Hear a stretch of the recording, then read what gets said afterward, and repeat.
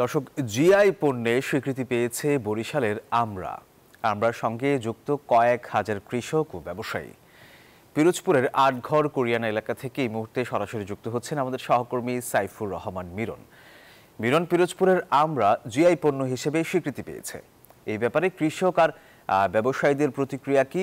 এতে করে কি বাণিজ্য আরও বাড়বে, কি মনে হচ্ছে? সোহাগ, আপনি ঠিকই বলেছেন যে বরিশালের আমরা এখন জিআই পণ্যের স্বীকৃতি পেয়েছে এবং স্বীকৃতি পাওয়ায় ব্যবসায়ী, কৃষক এবং সর্বস্তরের মানুষের মধ্যে কিন্তু এক ধরনের উৎসাহ দেখা দিয়েছে। এবং একসময় আমরা ব্যবসাকে নিম্নমানের ব্যবসা বা নিম্নমানের কৃষি কাজ হিসেবে ধারণা করা হতো, যেহেতু এখন জিআই পণ্য হিসেবে স্বীকৃতি পেয়েছে, এখন কিন্তু যারা এই ব্যবসার সঙ্গে যুক্ত এবং কৃষির সঙ্গে যুক্ত তারা কিন্তু বলছেন যে এখন মর্যাদার ব্যবসা হচ্ছে আমরা। বরিশালের আমরা অত্যন্ত সুস্বাদু, সেই কারণে বরিশাল ছাড়িয়ে সারা দেশ এবং দেশের বাইরেও কিন্তু চলে যাচ্ছে।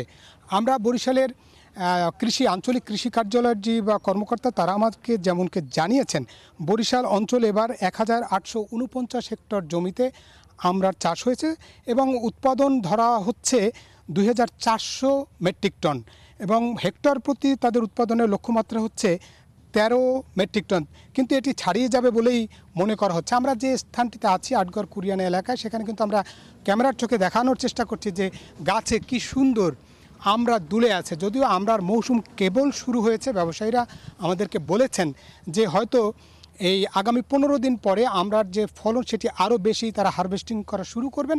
এবং আমরা ব্যবসায়ীদের সঙ্গে কথা বলেছি, আরও আমরা দেখিয়েছি যে অসংখ্য আমরা বস্তায় বস্তায় আমরা কিন্তু সংরক্ষণ করা হচ্ছে এবং যে আমরাগুলো বরিশাল থেকে মূলত ঢাকা, চট্টগ্রাম, রাজশাহী, সিলেট বিভিন্ন অঞ্চলে এখানকার আমরা চলে যাবে।